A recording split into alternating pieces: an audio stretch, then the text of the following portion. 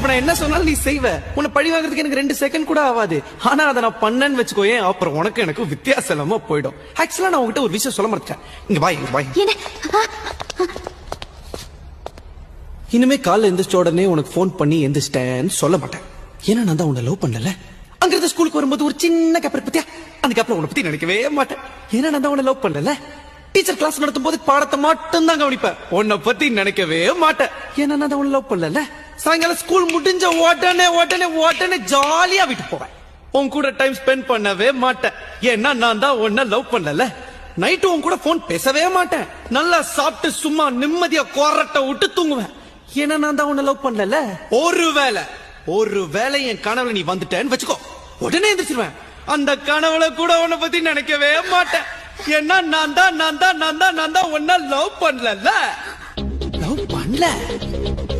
ஒத்துக்கிறேன்.